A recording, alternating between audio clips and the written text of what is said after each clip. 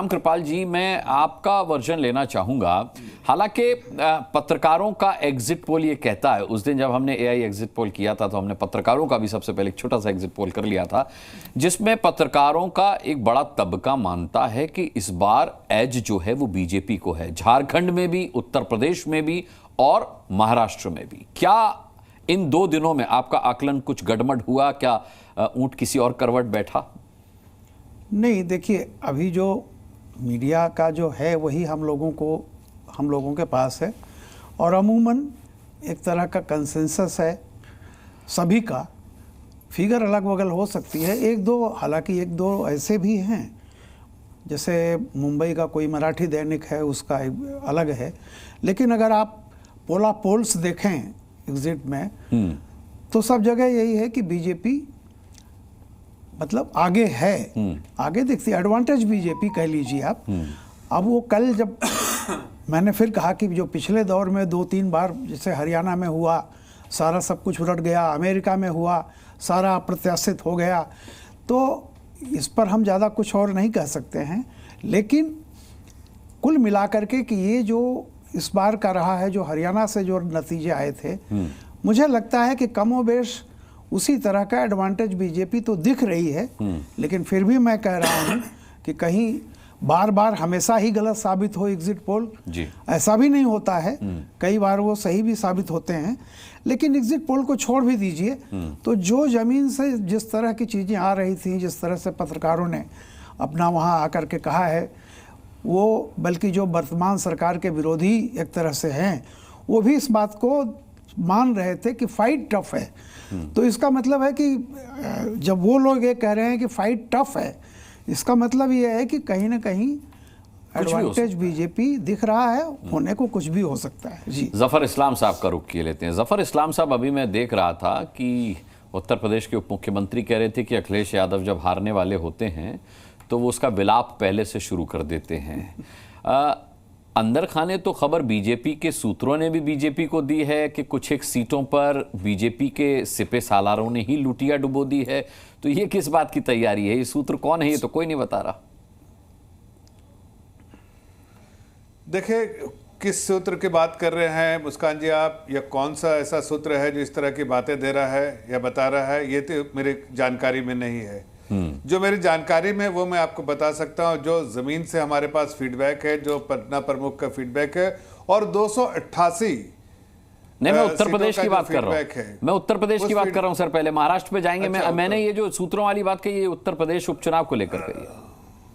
अच्छा, ओके, थोड़े देर के लिए हमारी आवाज आपकी नहीं आई थी, लेकिन ओके, मैं वापस आता हूं उत्तर प्रदेश को। देखिए, ये बात तो हकीकत है कि जब भी अखिलेश यादव जी और या फिर ऑपोजिशन या कांग्रेस, जो भी पार्टियां होती है, या तो ठेकरा ईवीएम मशीन में फोड़ते हैं या फिर कुछ और बहाने ढूंढती हैं, इसलिए कि उनको पता है कि हार रहे हैं। भाई, जनता में साफ दिखता है किस पार्टी के लिए विरोध है, किस पार्टी के लिए समर्थन है, किसको आशीर्वाद देना है, किसको नाकारना है।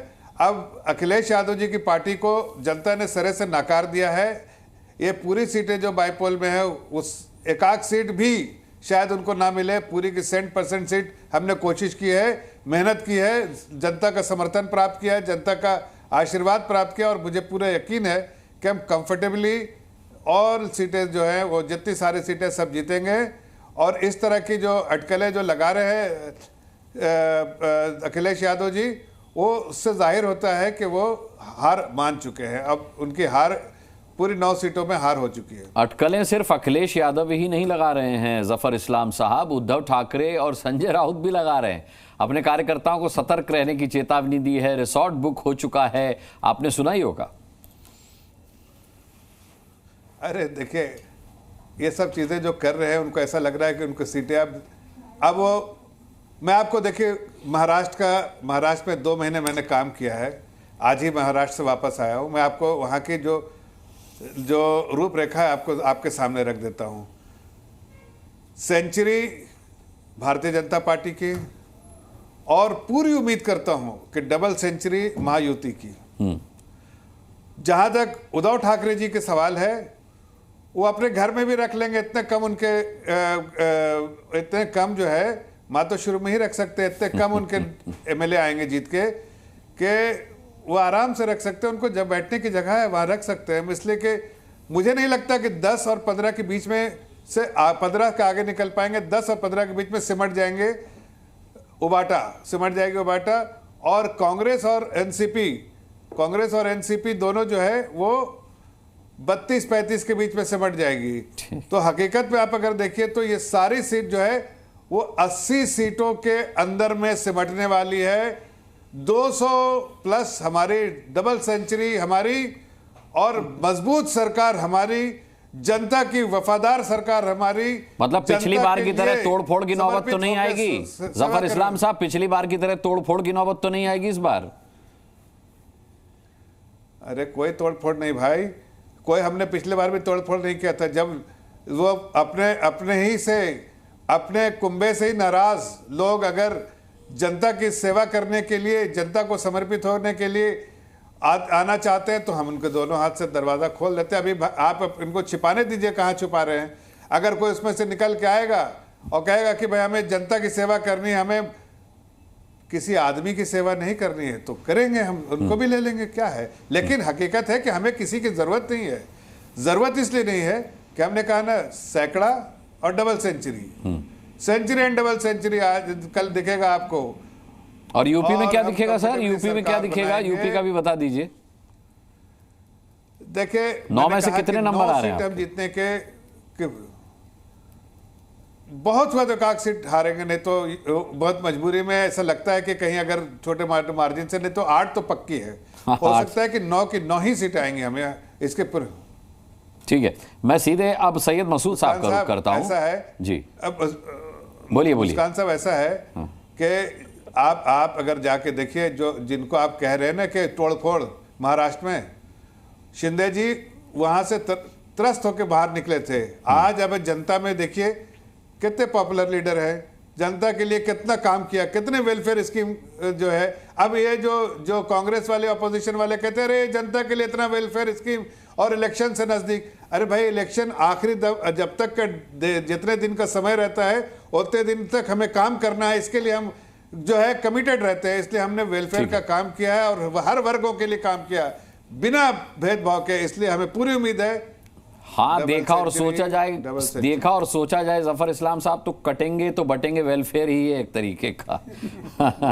चलिए मैं लौटूंगा आपके पास। सैयद मसूद साहब का रुख कर लेता हूं। सैयद मसूद साहब, उत्तर प्रदेश की बात पहले की जफर इस्लाम साहब ने, इसलिए आपके पास आया हूं, और उसके बाद में सीधे महाराष्ट्र के प्रवक्ता का रुख करूंगा, महाराष्ट्र से हमारे साथ जो जुड़े हैं।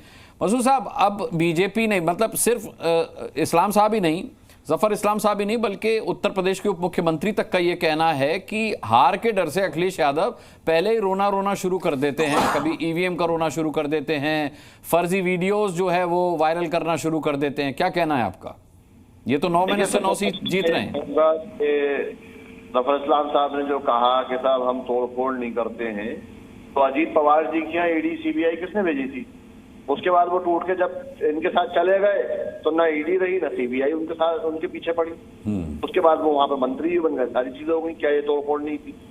दूसरी बात ये कि अखिलेश यादव जी, माननीय अखिलेश यादव जी ने बहुत पहले ये बात कही है और लोकसभा के पटल पे कही कि मेरे इस बार 37 MP जीते हैं, मैं तब भी ईवीएम पे भरोसा नहीं करूंगा। आगे 80 के 80 जीत जाए, मैं तब भी ईवीएम पे भरोसा नहीं करूंगा। तो अखिलेश जी तो पहले दिन से ये बात कहते हुए आ रहे हैं। तो चुनाव में आ क्यों जाते? जब 80 में से 80 जीतने पर भी ईवीएम पर भरोसा नहीं है, तो फिर चुनाव का बहिष्कार कर दीजिए। चुनाव भी लड़ते हैं और ईवीएम पर भी शंका करते हैं। अरे सुनिए मुस्कान जी, चुनाव का बहिष्कार अगर पूरा विपक्ष मिलकर के करेगा तो अखिलेश यादव जी भी कर देंगे, कोई बड़ी बात। अच्छा, मतलब विपक्षी एकजुट नहीं है। और उत्तर प्रदेश में जिस तरह से चुनाव करा गया है, सबने अपनी आंखों से देखा है, सबने वो सारी वीडियो क्लिप्स देखी है। और अगर वहां पर पुलिस ने कोई गड़बड़ नहीं करी है उत्तर प्रदेश के चुनाव में, तो जरा बताइए मुझे कि 7 पुलिस वाले निलंबित क्यों करने पड़े इलेक्शन कमीशन को? इस बात का जवाब दे दें मुझे। वहां पे चुनाव पूरी तरह से धांधली से हुआ है। मैं मुरादाबाद के अंदर बैठा हुआ हूँ, मेरे बराबर में कुंदर की है, मेरे जिले की विधानसभा है कुंदर की। उस कुंदर की विधानसभा के अंदर मुसलमानों को वोट नहीं डालने दिया गया। मुस्लिम मोहल्लों में इतना फोर्स लगा दिया गया कि